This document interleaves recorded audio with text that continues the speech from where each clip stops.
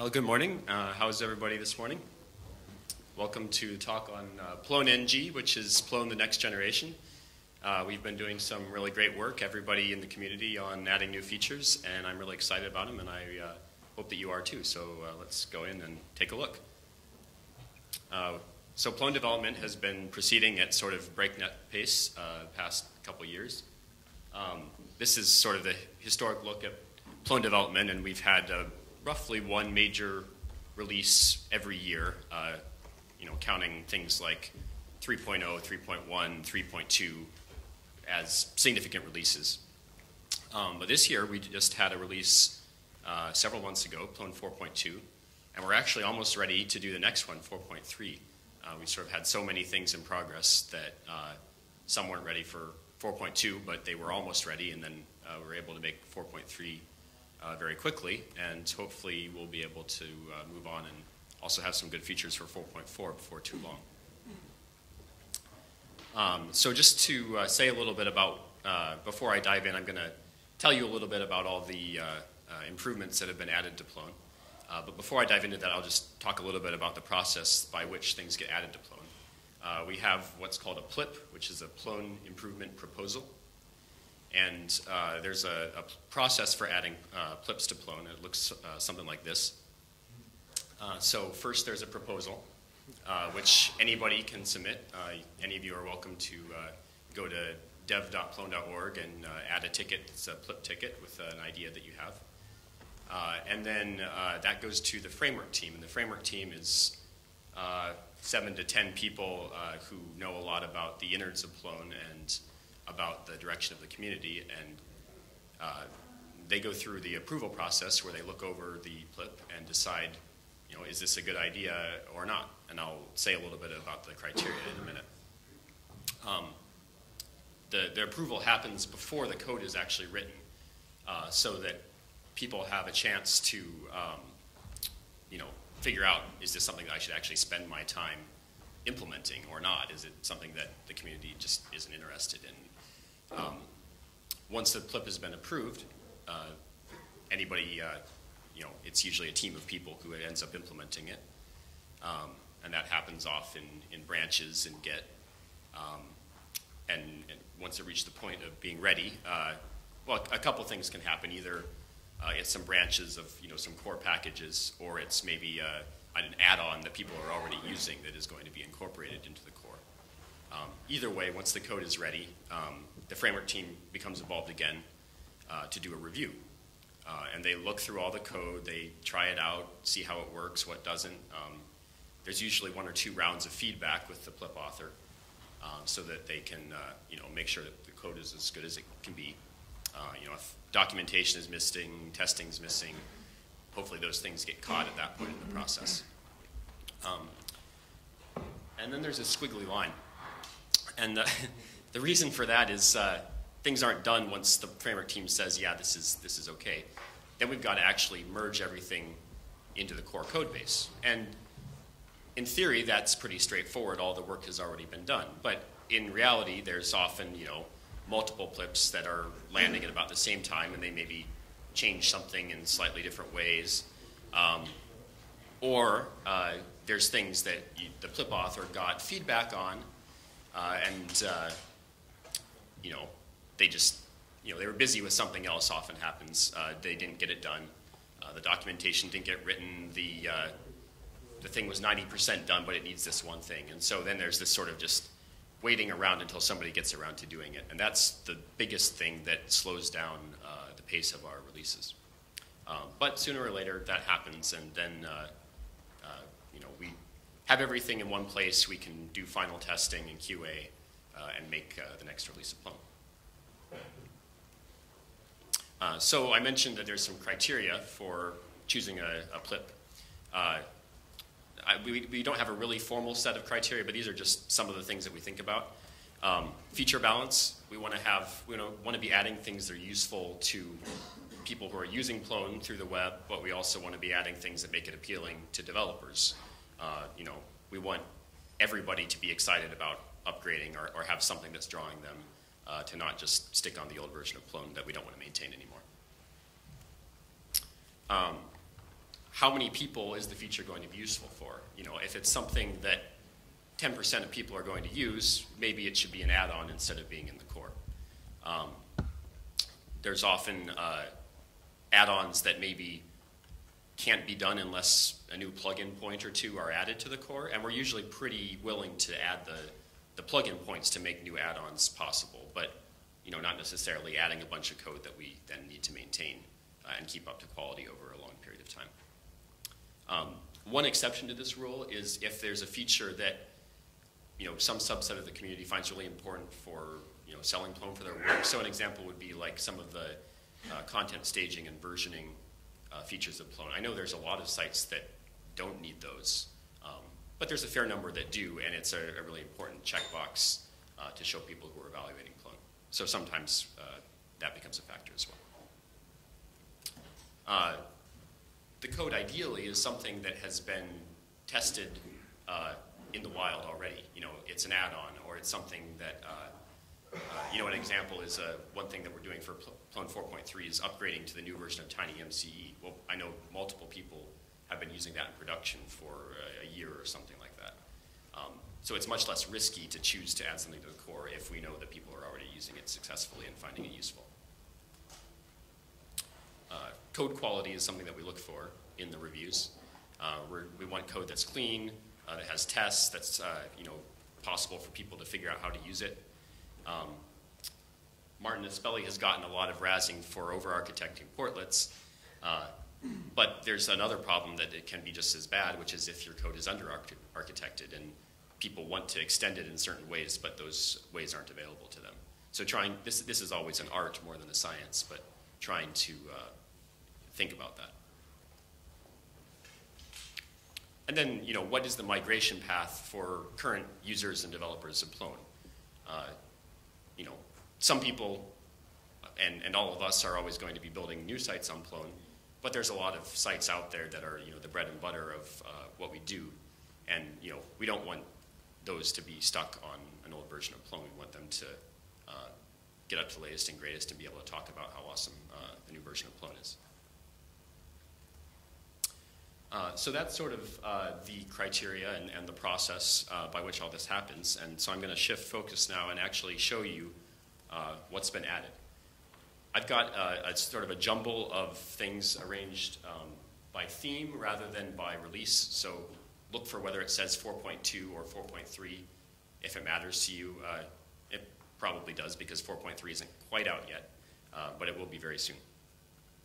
So changes that are visible to anonymous users of your site. We've got the improved search results, which looks like this. There's, as you can see, it's been redone. We got rid of the advanced search form, so there's just this one screen now, which is the search interface in Plone. I know that that has been problematic for a few people, and there's actually a package that Tom Gross just took the old search form, the advanced search form from earlier versions of Plone, and it's collective.search form. So if you do need it, you can get it. But I think in a lot of cases, this is a really nice simplification. There's a drop down to filter your results by content type. Another thing that's added is for each item, it shows the location of the site, what section of the site is it in. And then the other new feature is up at the top right, being able to change whether you're sorting by relevance or by date or alphabetically. You can now choose to put the publication date of an item in the byline under the title, which looks like this. It's not on by default, but if you go to your site settings, you see this checkbox that you can turn on. And then it shows up just like this with both the modification date, which was there before, and the publication date.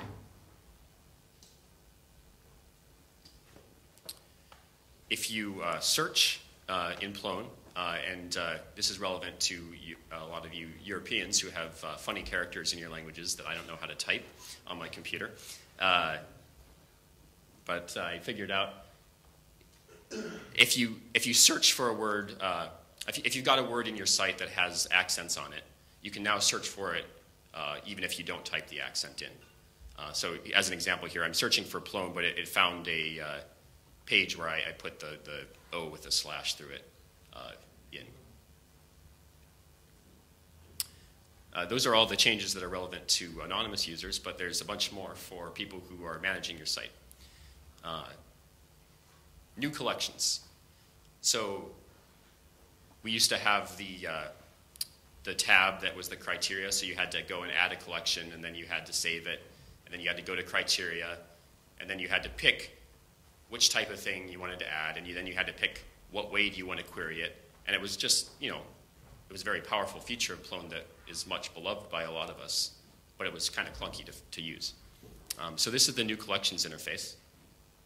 And the important part is the bit in the middle, which is the query widget. And this is a widget that allows you to build a catalog query. And so the way it works is you start with the box to pick which field you want to query by, and then it shows you a drop down for what type of query. Is it matching or selecting from a list or whatever. And then there's another drop down that actually gives you the option. So you can just go through, as soon as you add one criteria, you get a new line to add another one. It shows you for each one how many items in the site match that particular piece of the criteria. And then you get an inline preview of what is actually matching. So it's much easier to sort of tweak things very quickly and to see, make sure that you're actually using the right criteria to build your collection.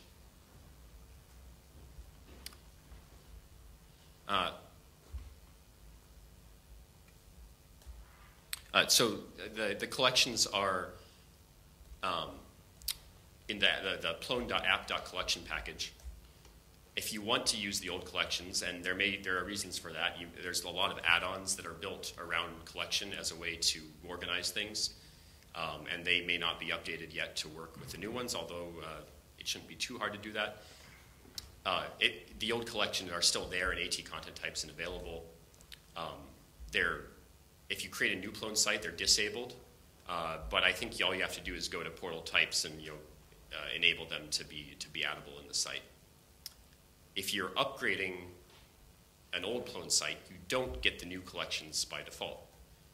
You have to go and activate plone.app.collection. You go to the add-ons control panel and turn it on. Otherwise, you'll still have the old collections.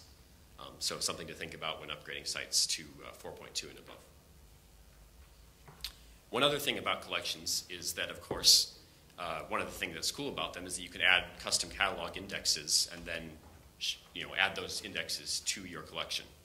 And unfortunately, this is currently a little bit harder to do in plone.app.collection, mainly because we used to have a UI for it in the control panel, and nobody has quite gotten around to building that for the new collections yet. So if anybody wants to do that, that would be awesome. In the meantime, there is configuration for which indexes are used in the Plone app registry. So if you're writing an add-on, you can put something like this in registry.xml to register a new collection index, and you say what's the name of the index. This is the review state index. What type of search is it going to do? Is it based on a vocabulary that's going to show options in the UI, and that sort of thing. Another new feature, very exciting, is the in-Plone theme editor, which was worked on largely by Martin Aspelli, but also got a lot of input from Alice at the University of at UCLA, University of California, LA, just on making the UI actually be something that works for theme editors. So I've got a video which I borrowed from, let's see if I can get, hold on. I've got a video which I don't know how to play.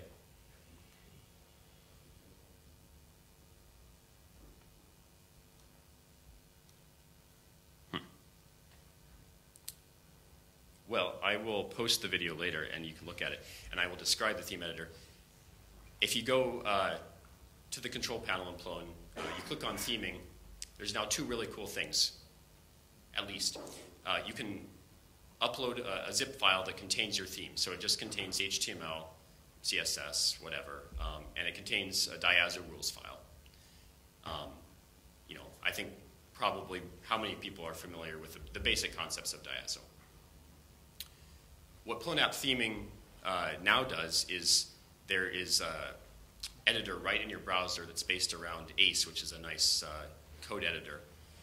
So you get a little file browser. You can pick, an HTML file, and you can just edit it right there and save it, and update your theme through the web without having to know how everything's arranged on the file system.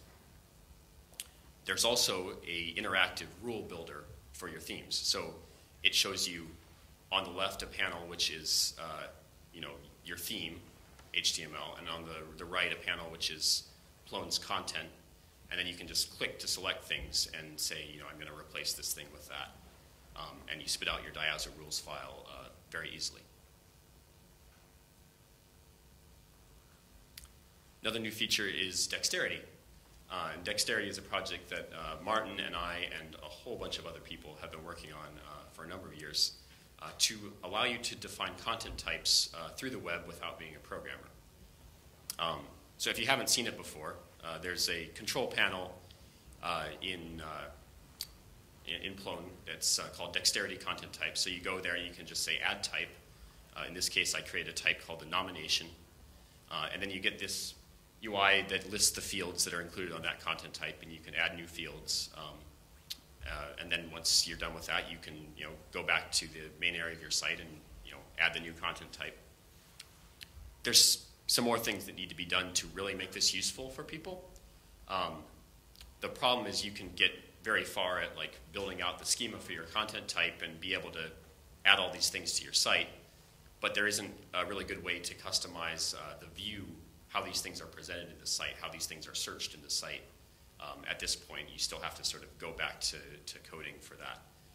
So that's something that we'll probably be working on in the future.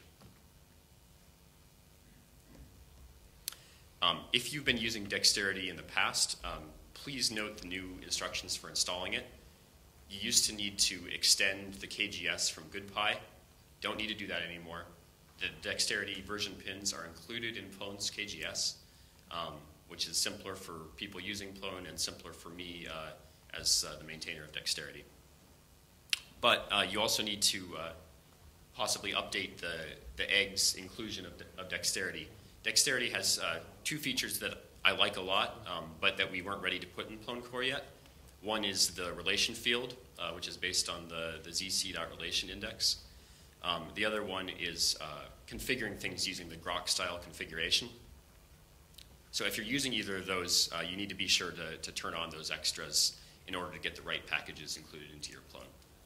Also, if you were using Dexterity in a version of Plone prior to 4.3, you have to turn on the relations extra because you've already got the int ID catalog in your site, and it's going to break if you don't have that turned on. I'm a little bit bummed that this isn't a little bit more streamlined and easier to get right, but there were reasons for not including those things yet. Nathan Van Gien did some great work on improving syndication in Plone. A lot of this was taking the existing features and keeping them, but just streamlining the implementation and making the options for configuring it more obvious. So there's going to be in Plone 4.3 a syndication control panel that has all these settings. And it has things, there's some new types of feeds supported. So RSS 1 and 2, Atom, and iTunes will now all be supported as types of feeds out of the box. And adding a new type of feed is as easy as writing a browser view and listing it in the control panel here. The work also includes some improvements for developers that are similar to if you use the FAT syndication package. Basically, you can write an adapter for an item that determines what is included in its feed. So it's easier to customize what you see when you look at the RSS view of an item. A final thing for site administrators, Nate? About syndication, does that work in 4.1 also? Can I get it in 4.1? No, it doesn't work in 4.1. It was changes to some core packages as opposed to an add-on. So 4.3. 4.3, yeah. If you're changing your mail settings in Plone, there's now a button that allows you to actually test them. It'll tell you just right off, can I connect to the mail server or not? we have some developer-facing improvements. There's now, the default doc type is HTML5. We've also added support for Modernizer, which is a toolkit for feature detection in browsers. So what it does is it adds some classes to the body of the page, indicating whether the browser supports various, there's some JavaScript that figures this out and then adds those classes when the page loads. So that you as, somebody writing scripts for your site can check for those. There were also a few just miscellaneous cleanup things, like there was a JavaScript for, doing the label in inputs in your form that, replace it when you click into the form. And now we just use the HTML5 placeholder attribute, which takes care of that without doing any scripting. If you're dealing with resource registries, there's now a feature that was added to support the toolbar and Deco, which is you might want to have different CSS and JavaScript resources for different themes if you've got a site where you're using different themes or skins in different places. So for the toolbar, the jQuery resources are registered as a bundle called jQuery, and then that jQuery bundle can be included for the Sunburst theme, but also for a special theme that is used by the toolbar. So this allows for a bit more organization in resources in the resource registry. If you're writing portlets, you can now do that using Z3C form. There's just a different base class in PloneApp portlets that you extend instead of the formlib1. But the formlib1 for now is still there, so existing portlets will continue to work.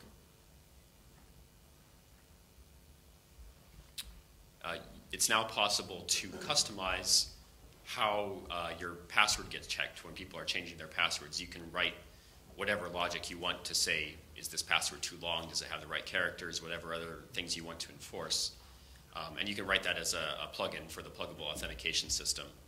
And then when somebody's changing their password, it'll do all the checks and it'll show them all the error messages if it doesn't match the policy. And then this is just a really tiny one, but Plone for a while has had classes like section front page on the body of the page in Plone, which is just section and then the name of whatever the first part of the path after the Plone site is. And that's useful for theming parts of the site differently and so forth, or doing conditions in diazo. Now it also does it for subsections down to a certain level, which you can, I think there's a registry setting you can configure what level it goes to. So just providing more hooks for designers. Moving more towards the back end, we've got some pretty exciting infrastructural improvements to Plone. We now officially support Python 2.7, which didn't actually take a lot of work. It's not that different from Python 2.6, but the important part is we now have continuous integration set up for both Python 2.6 and Python 2.7. So if anything changes that breaks something, we'll find out right away. And this is really important because Python 2.7 is going to be sort of the long-term maintenance release of Python 2. It's going to be the last one and the one that they support for a long time. When you were installing Plone, you always had to remember to add PIL, which is the Python imaging library. This is a little bit experimental. I'm not sure yet that it's going to work out on all systems, but I'm trying it out. Plone actually declares now that it depends on Pillow, which is Alex Clark's repackaging of PIL. And it does a little bit better job than PIL of finding the right libraries to link against, which is why we use it. But Plone just now declares that it uses that. If you've got some box where Pillow isn't building correctly, you can always use fake eggs or something like that in your build out to say, don't have build out installed, let's just use the one that's in my Python path. We've upgraded to jQuery 1.7, which is just sort of keeping up with the latest and greatest of the libraries that we depend on. What's relevant to you about jQuery 1.7, or at least a couple things that I figured out I needed to adjust, were the selectors, the sizzle selectors are slightly more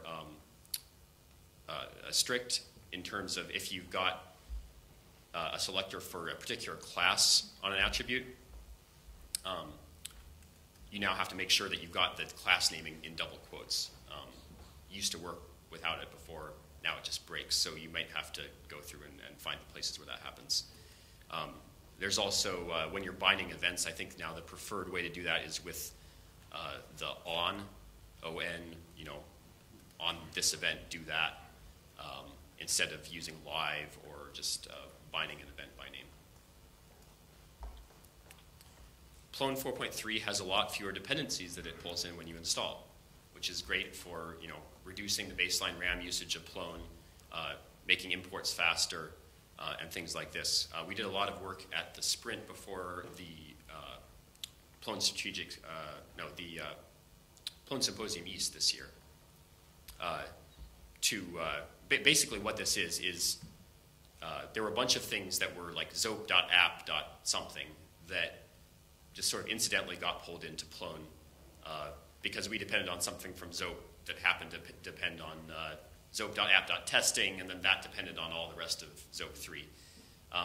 So we were able to refactor some things to avoid those sorts of chains of dependencies. And so I think we got down from like 260 or 280 packages to 220. It's roughly that order of change, which is really great. We've also upgraded TinyMCE, and this is great. This is it has some really significant improvements. There's the one that is user-facing is there's a new slightly improved link browser and image browser that got rewritten. One thing that's great is that TinyMCE now works with IE9, which of course was a big pain for everybody to not have that working. Another thing that's great is that TinyMCE used to load a whole bunch of JavaScript and CSS resources using separate requests when you loaded a page that had TinyMCE in it. And Doman figured out, or I don't know who all was involved, but now those are compressed and served as just one big file. There's actually one thing I need to fix, which is the last blocker for 4.3. But once we have that fixed, we'll just have this registered once, and it'll load once and then be cached after that.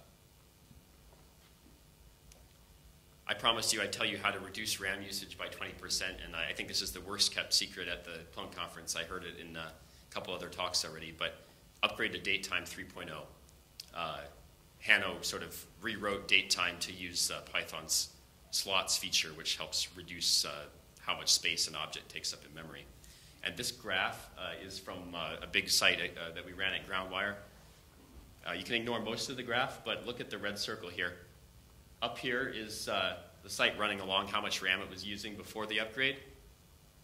Here's how much it was using after the upgrade. So it was 20–25% decrease. All we did was remove datetime.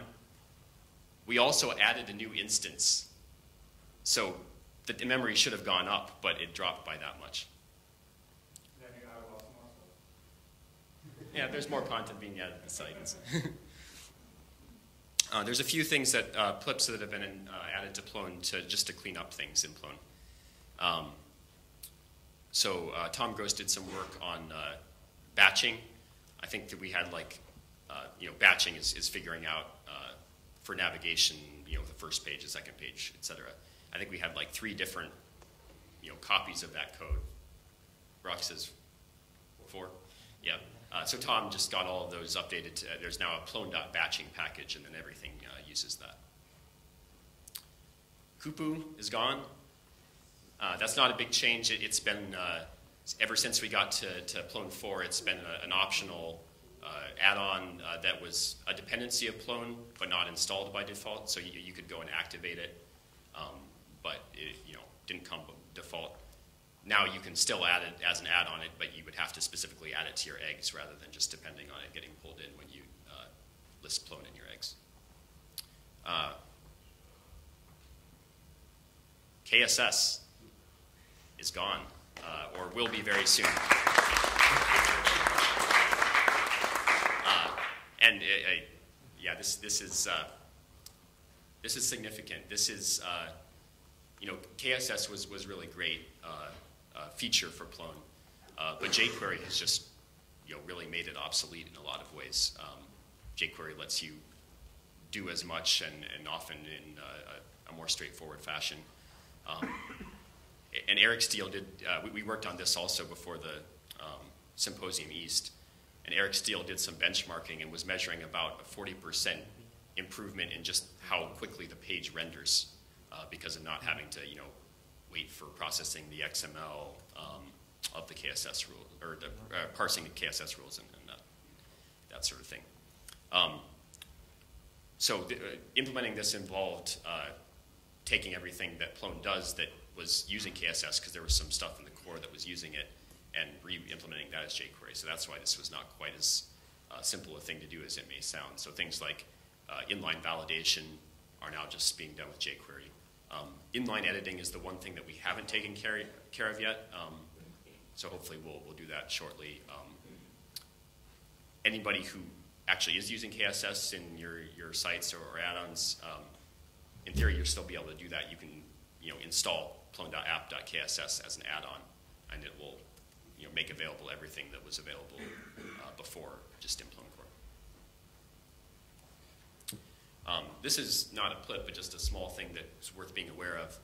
There's a skin in Plone called Plone Deprecated, and for a long time, whenever we stopped using some template or script, instead of deleting it, we would move it into the Plone Deprecated skin, so we wouldn't break people who had written custom stuff that was depending on it. But that just leads to things getting messy over time. So we've now turned that off.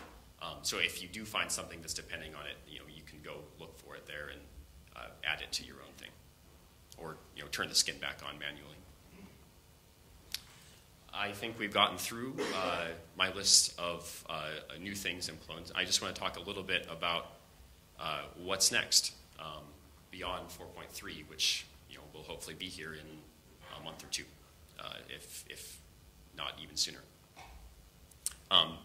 So there's a bunch of packages that have been in progress that we have the framework team, and we haven't done the voting or consideration yet of what PLIPs will be included in 4.4.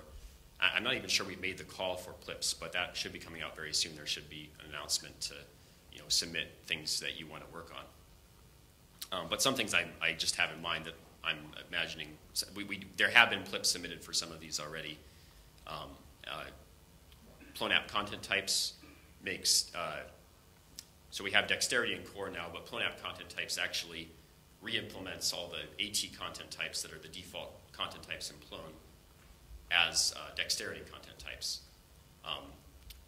So we wouldn't be switching outright to that in 4.4. That's too big of a change in backwards compatibility.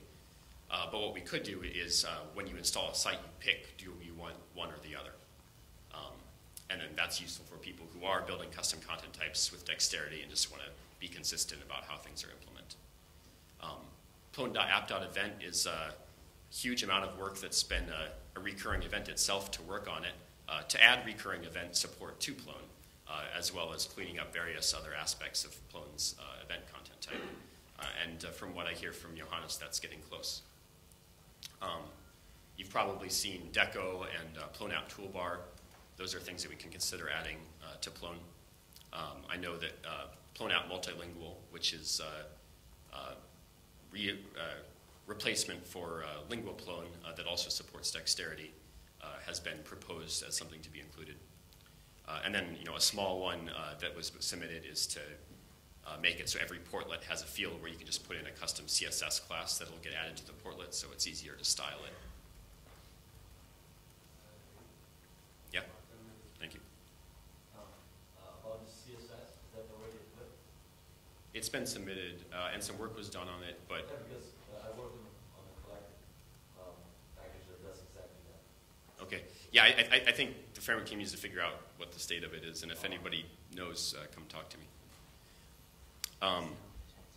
A few PLIPs that I'd personally be interested in seeing. I don't know that anybody's worked on these, but gosh darn it, we should be able to change the logo in site settings. You saw our keynote the first day. When changing the logo is an example of how to do Plone development, that's a problem. And so somebody please submit this. Rock? About the logger, it's possible with Deca. Yeah, it's possible to turn it into a tile. We can discuss what the best way to do it is, but just adding an image field in the site control panel that replaces it in the custom skin layer would not be hard. If you do this after the sprint would then work. Yeah. It works after the sprint. Alex says if this is possible after the sprint, then we know things are working in the community. The sprint is worth it if that happens. I think there are some things that you currently have to go to the Zope management interface to do. That'd be nice if they were just part of the Plone UI. Just would make things feel a little cleaner for people looking at Plone. So things like portal actions, configuring like your portal tabs or your document actions. There actually was a PLIP, I think, several versions ago to do that. It was rejected by the framework team because it basically took the UI from the ZMI and just plopped it into the Plone control panel. And the framework team said, well, we can do better than this and make something that's easier for people to use. So if somebody wants to work on that, that would be cool. Other things that I know I go to the ZMI for a lot are, Portal CSS, Portal JavaScripts, Portal Skins. Portal Skins is one where we've got, I think, Plone App Theme Editor is basically already a new UI for looking at things in Portal Skins and Portal View customizations, but it's in the Plone control panel. That could be integrated. I don't think anybody has done anything to replace resource registries, and I'm not sure. Maybe one of the maybe that should be part of a effort that's including fan static or web assets or one of these other ways of dealing with resources at this point. There's also a lot of work that I think should be done to standardize how Plone Core does things so that we don't have 4 or 5 different form libraries that are used by Plone Core itself. That's just ridiculous and confusing from people who are looking at Plone and trying to use it as an example for how to build their own things for Plone. So taking anything that's in a skin layer and turning it into a browser view, taking anything that's a form loop form and turning it into Z3C form, taking settings that are stored in the portal properties and moving them to Plone App Registry. That last one and moving some of the control panels from FormLib to Z3C form, Team O'Sholenwork has actually been doing some work on a PLIP that's in progress to do that. So yeah, these are some of the things we need to do. I'm sure you all have ideas as well, and please get involved in building some of the next versions of Plone. Some specific things that would be great to help the process are reviewing PLIPs. This is officially the responsibility of the framework team, but it's actually a lot of work. Doing a thorough review of a PLIP takes 4 or 5 hours, and then some follow-up to see once changes are made. And it's not something that only the framework can do. Anybody can try something out and give good constructive feedback that is useful. And I think this is something you can do to sort of test the waters and see if you want to be more involved in the framework team or core development of Plone. So if you want to do that or find out information about any of the PLIPs I've talked about, you can go to dev.plone.org/roadmap. It's not the roadmap team's official Plone roadmap. It's just what Track calls their list of what tickets have been scheduled for particular releases. But that lists which PLIPs are in which release of Plone at the present. There's also the idea of championing a PLIP. This is just sort of being the point person, the person who takes responsibility for making it happen. I think one of the reasons that the configurable CSS for Portlets hasn't happened yet is because this role isn't very clear for that particular PLIP. There just needs to be somebody who the framework team can ask, what's going on, who can coordinate with whatever developers are working on the PLIP if there are multiple ones, and make sure that things are moving along nicely. So if you'd like to do any of those things, or if you have any questions about the rest of the talk, please feel free to contact me. I'm David Glick. Yeah, that's Plone 4.2 and 4.3 and beyond.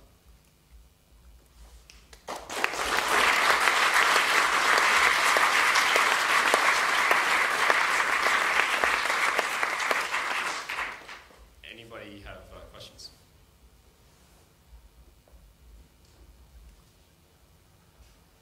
Really? Rock? Zone 4, you did mention. Rock says ZOP 4. Yeah, so ZOP 4 doesn't exist yet, but once it does, then I think that that is something that would be very good for Plone to think about. ZOP 4 is currently a bunch of branches that do things like adding parent pointers, which is a way to get away from having acquisition eventually. Deploying Plone using WSGI, which lets us get rid of a bunch of old code in ZOP that's not really maintained anymore and give people more options about what sort of stack they put Plone in. Using a request that's compatible with WebOb, which gives us better compatibility with other frameworks, and those sorts of things. Is 4 for the next version? Is 4 for the next version?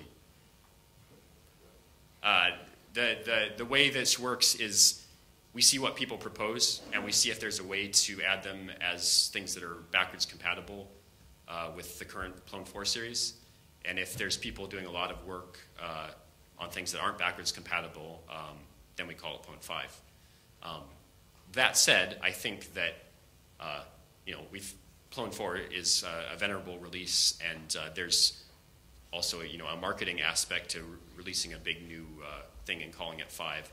And I think Eric Steele has sort of been trying to get the ball rolling for brainstorming.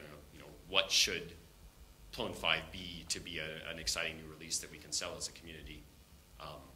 And I think that that is absolutely on the table and just needs some more people actively talking about it. So I don't know the answer. Any other questions? Well, thank you, and feel free to talk to me if you have anything else.